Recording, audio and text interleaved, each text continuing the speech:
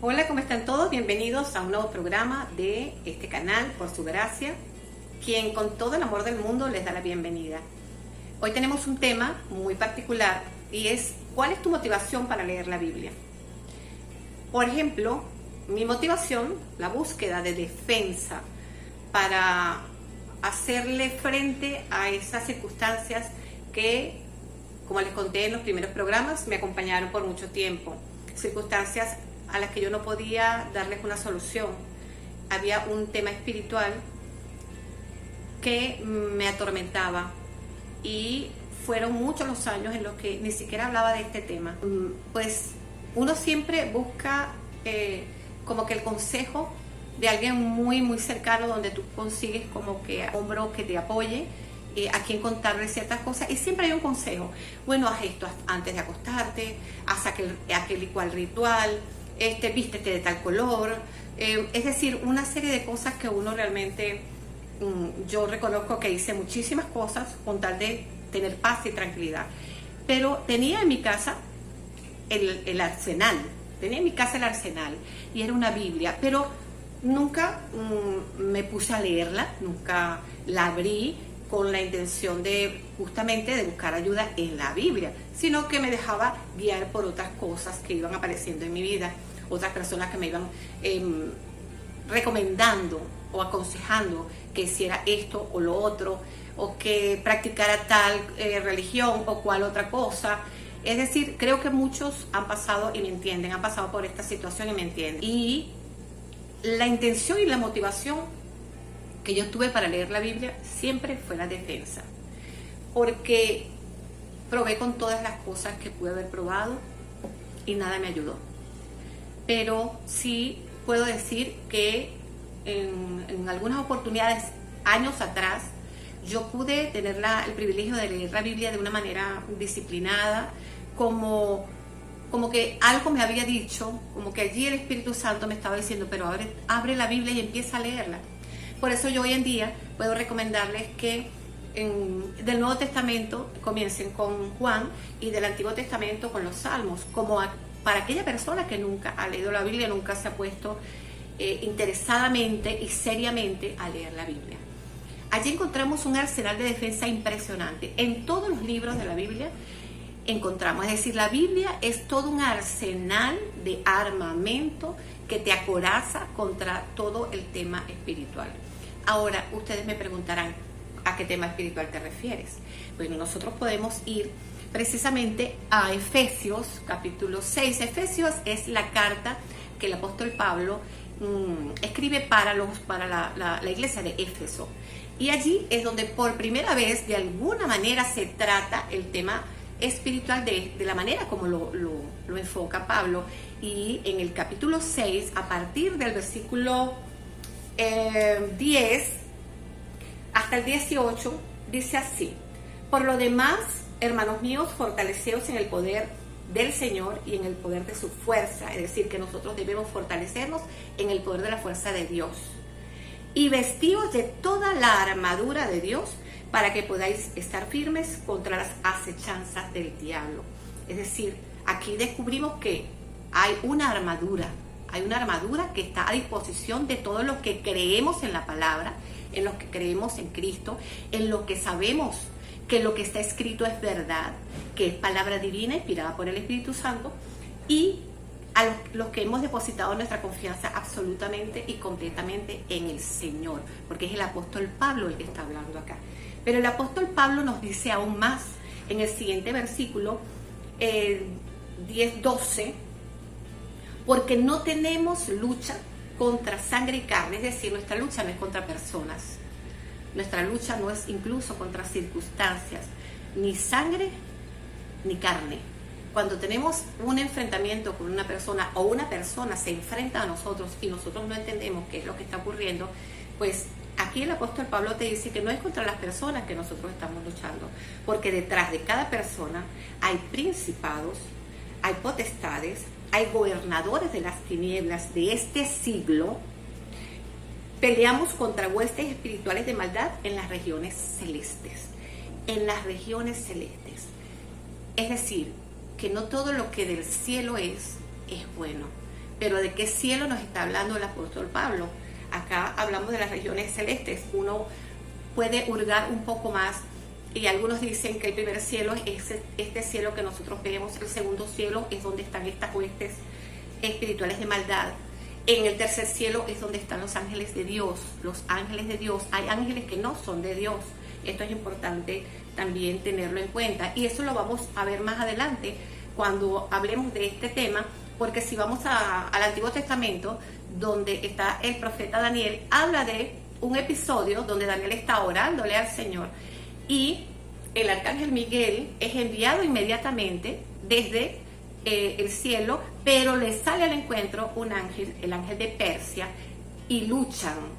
Es decir, hay un enfrentamiento entre estos dos ángeles, o vamos a decir, cada ángel con su ejército de ángeles, evitando que la oración del profeta Daniel pudiera ser escuchada. Es decir, que muchas veces nuestras oraciones presentan bloqueos por este tipo de fuerzas de las que les estoy hablando hoy, y pierdes la fe, pierdes el ánimo y puedes pensar que el Señor no te está escuchando, y que hay fuerzas que se oponen a que la oración del santo, del Hijo de Dios, sea llevada a la presencia del Padre. Pero precisamente este conocimiento es importante tenerlo para prepararnos, para romper esas barreras y para ir contra todo esto que está en contra de los hijos de Dios que estamos en este plano, en este planeta, en esta tierra. ¿Ok? Bien, la motivación. Nosotros tenemos que tener una motivación para leer la Biblia. Muchas veces buscamos la Biblia como el último recurso cuando estamos desesperados, cuando estamos en oscuridad, cuando estamos en ese pozo cenagoso de la que habla el salmista, donde no encontramos salida, y allí desesperadamente, como que ahí es donde nos damos cuenta de que tenemos una Biblia en casa y la abrimos para buscar de qué manera Dios nos puede ayudar. Es decir, que hay una motivación para leer la Biblia, y la mía fue defenderme. Por supuesto, todo esto que yo les estoy hablando no fue que yo abrí la Biblia y ese conocimiento me llegó de una vez. Es decir, tengo mucho tiempo buscando, y por eso les hablé de la técnica del subrayado, porque tú vas a empezar a leer, empieza a leer el Evangelio de Juan del Nuevo Testamento, y te empiezas a leer los salmos, que son preciosos y tienen una riqueza para la defensa impresionante. Yo les voy a leer, por ejemplo, un versículo del Salmo 27, versículo 1, que me ayudó muchísimo, muchísimo a mí en los momentos de oscuridad que yo pasé, y aún todavía yo sigo invocando, proclamando la palabra, porque la palabra es esa, como lo describe en Hebreos, el apóstol, se presume que es el apóstol Pablo quien escribió Hebreos, pero no hay un autor conocido de la carta a los Hebreos, pero en Hebreos te describe a la palabra, ¿verdad?, como viva y eficaz y como más cortante que espada de 2 filos. Es decir, comparan a la palabra con una espada que penetra no solamente lo natural, sino también el mundo espiritual. Es completamente impactado por la palabra cuando es proclamada. El Salmo 27, yo se los recomiendo, es uno de mis salmos favoritos de defensa, y cuando tú lo lees en voz alta, hay un impacto importante en el mundo espiritual, y hay un impacto en tu propio mundo interior. Y dice así: el Señor es mi luz y mi salvación. ¿De quién podré tener miedo? El Señor defiende mi vida. ¿A quién habré de temer? Es decir, si el Señor defiende mi vida, si el Señor es mi luz, porque donde hay luz, las tinieblas se apartan. Él es mi luz y es mi salvación. Entonces dice, ¿por qué voy a tener miedo? ¿De qué tienes miedo si tú tienes al Señor que está de tu lado? Que el Señor es el que te defiende, el Señor es el que te cuida, el Señor es el que te protege. Y este versículo, cuando tú lo proclamas, en la atmósfera comienza a cambiar. Esto es lo importante de la palabra, como arma de defensa para limpiar la atmósfera en tu hogar, o donde tú te encuentres, o donde tú necesites que esa atmósfera sea cambiada, porque la palabra tiene esa potencia, ese poder de transformar, de impactar todo el ambiente que nos rodea y a los corazones. Recuerden que la palabra corta, es más cortante que espada de dos filos y penetra el alma, el espíritu, el corazón, discierne todo lo que en ella es tocado. Por tanto, nosotros podemos hacer uso de estos armamentos. En los salmos hay muchísimos. Les di simplemente un ejemplo.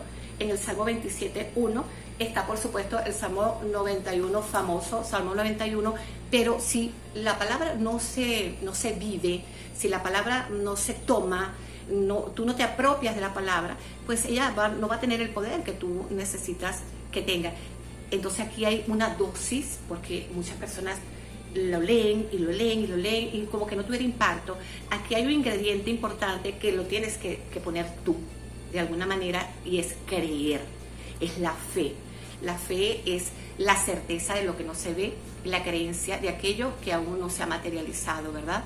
Entonces, si nosotros tenemos fe, uno, en que la palabra que estás pronunciando es palabra de Dios, palabra divina, y dos, crees en Jesucristo como tu único Señor y Salvador, esta palabra va a tener toda la contundencia que tú necesites para protegerte.